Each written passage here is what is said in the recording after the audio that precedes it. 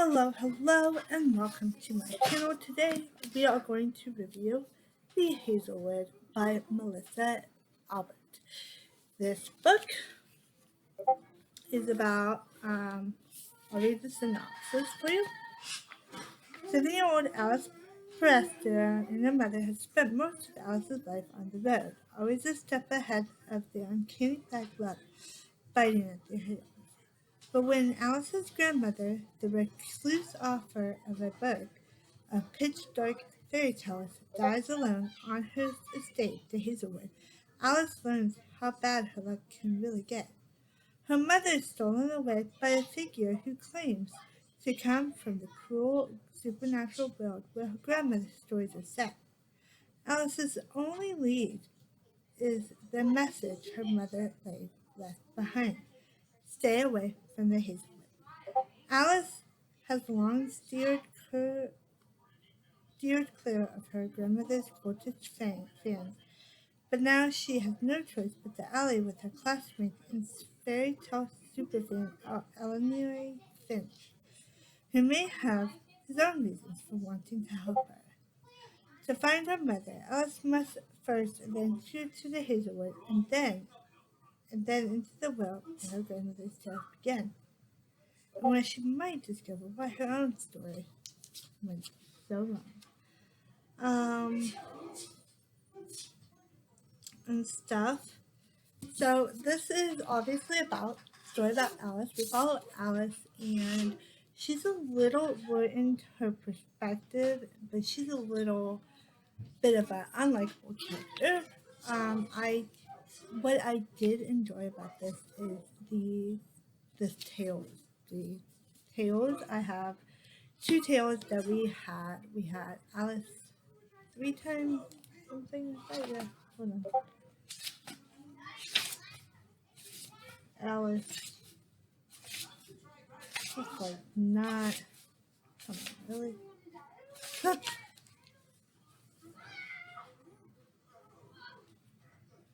It is three. Alice three times and the door.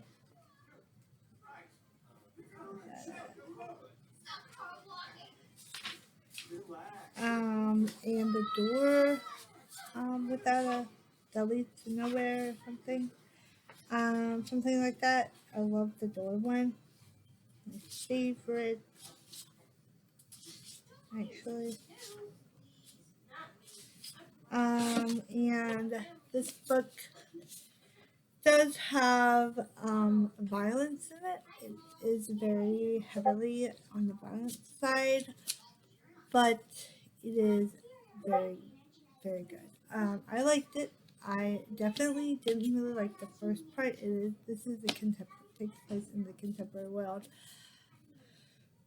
I do like fantasy combined with contemporary, but it kind of threw me off guard that it was just a contemporary world because I don't know, I like that fantasy folklore lore world, but this is definitely an open fantasy, and the setting is the first part of it I didn't really like.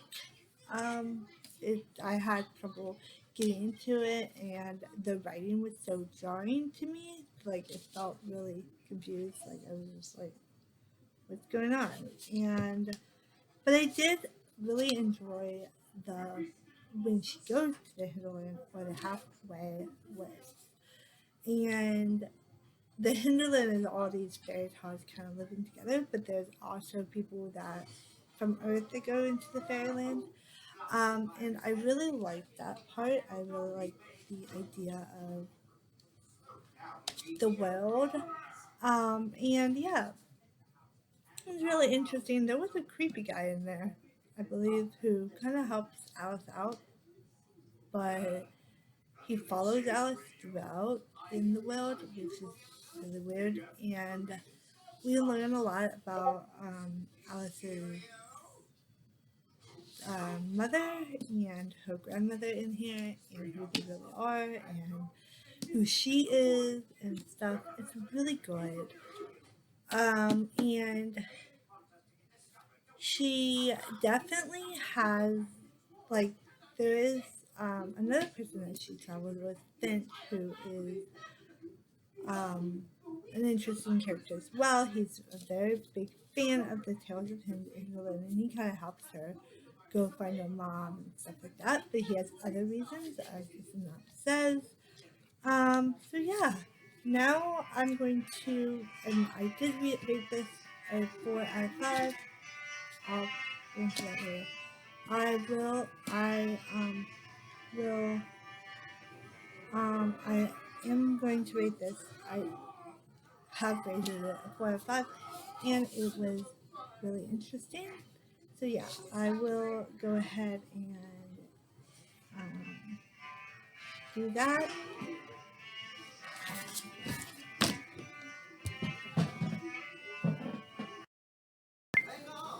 So then, um, so I did rate this 4 out of 5, and I really enjoyed it. It does deal with fairy tales in this thing. Fairy tales, there's really dark fairy tales. So if you like, I don't know him, Kristen Anderson, or Grimm's fairy tale, or even the Alice in Wonderland, Peter Pan, all those dark fairy tales, then yeah, you will enjoy this. I do think Peter Pan is dark because Peter Pan is not a likable character. No way. He's selfish. And so now on to the spoilers. If you have not read this book, I suggest you click away. I'm going to spoil this book. So in the beginning, we have Alice, obviously, and throughout the story, we find out that she is a story. She is Alice 3 times, and I really, really liked that. And I liked how people wanted her to come back. The Hinterland also wanted her to come back to live her life as a story. And I think that she's very conflicted. Like, she doesn't remember, like, when she's in real time, she doesn't really remember that she's a story. When she's in story, she doesn't really remember her real time. You know, it's completely jarring in what she kind of remembers and her purpose is. Basically, her purpose was to find her mom. She loses that purpose in the story, which I thought was really, really executed. This writing is really good. I love the writing style and the some of the characters, but I liked some of the like least amount of characters. Like Finch was pretty good as well. He is kind of a black friend of her, but they say in the beginning that they're like best friends, and I'm like, I don't think so. I mean, it is the way like she's like, not caring about him in a way. But then she's like, well, I don't care about him. I don't care if he dies or not. And then he actually dies. She does care. So it's kind of a little bit of the, you know, that kind of fact that, yeah, Finch does die. And he does die in a kind of weird way, but he kind of doesn't die too. Like he dies kind of early on when they enter the hinterland, or, you know, but then he, like, doesn't die. Like he gets dropped off and somebody fixes him, and then he basically has his own. And I would love to read his story because basically we're not with Finch for a long time until we meet him again, kind of closer to the end of the novel, where he kind of like helps her escape from her story. So yeah, and she has to like, she goes through different people's like, what do you call it? Like prophecy people? Like I guess people who are like trying to tell her where the Hazelwood is or how to get out of this Hinterland area when she finds out her mom's not here and the true story, the true reason why she was brought here and stuff was her grandmother, but it also was that she kind of felt a pull to the world because she's a story. She's gonna come back to a story. So yeah. This one also had really good what do you call it? References, I guess, to other books, which I thought was really interesting. Ricky Collins was interested in was referenced in here. And you don't know who that is. He wrote The Woman in White, I believe.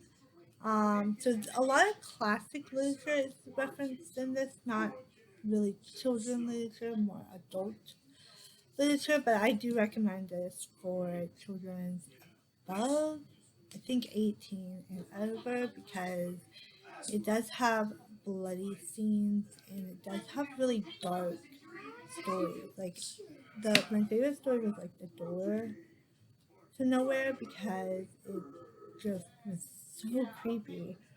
It's just the level of it was really good, and I really liked that story. But three times was okay, I guess, but I don't know. So yeah, um, so I did like this book. Rated it 4 stars because the ending is really good as well. I just liked that it didn't really. I mean, it wrapped up pretty nicely and neatly. A lot of people said it was too fast, but for me, I think it kind of made sense because she felt like she was lost at the end because she lost her powers or her, you know, her powers. And I really also really like just just the whimsical characters and the things. It also reminded me of Big Fish, the movie, not the book. I have not read the book, but the movie, Big Fish. I love that movie so much, but it kind of reminded me of how people fib, like they make up a story on this elaborate thing that happened, and yeah, it so totally reminded me of that because there's at one point where the car they go outside and they're in reality with Finch and what was her name? Alice, and they go outside from their hotel and they see the car that's full with water, like literally full with water.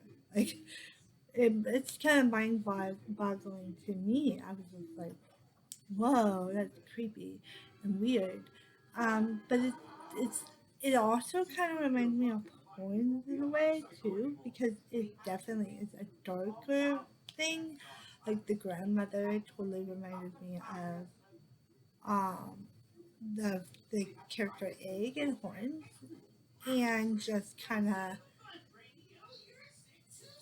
you know just being like so mean. Also, there was some stuff that reminded me of like it just had like whimsical scenes and like the Nutcracker and stuff. There's like a ballet scene where there's a lot of people balleting and she sees her mom, and then this other guy goes, don't interact with the story, but he's like, I don't know, he's a random guy, but I kind of was like, oh, he sounds like a romance person because he's really nice to her. Like, I think most of the other people are kind of indifferent to her or not nice to her. There's a lot of characters that are like, I don't care if I ate your mom, that's fine. Like there's a lot of characters that are kind of weird like that, kind of in the Grimm's universe. But I do like this book